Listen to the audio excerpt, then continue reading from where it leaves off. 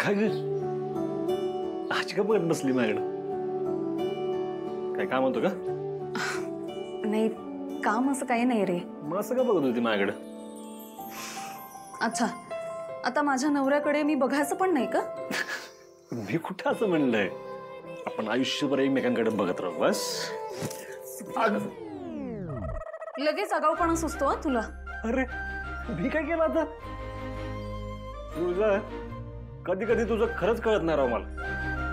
म्हणजे स्वतः ती जवळ येतीस, नंतर मी जवळ आलो की मला लांब करतीस. त्याला काय अर्थ राव? सूर्या रे, असं काही नाहीये. तू माझं ऐकून तरी घे. मला तुला खूप महत्वाचं काहीतरी सांगायचं आहे. बोल. सूर्या, मला ना तुला खूप दिवसापासून एक गोष्ट सांगायची होती. मी ती तुझ्यापासून लपवली असं प्लीज तू समजू नकोस. पण परिस्थितीमुळे मला कधी ती सांगता नाही आली. पण मला असं वाटतं आज ही योग्य वेळेत तुला सगळं खरं काय ते सांगण्याची.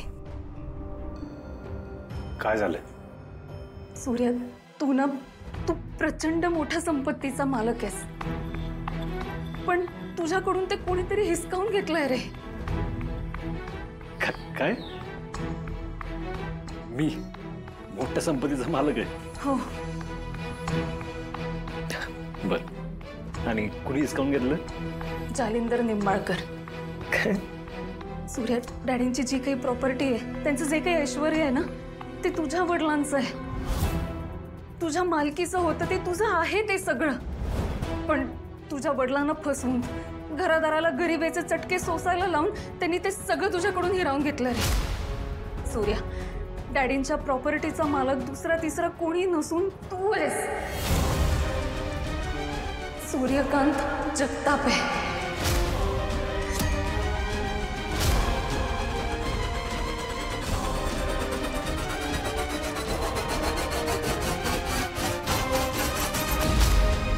सूर्या, ही सगळी ना तुझी प्रॉपर्टी आहे.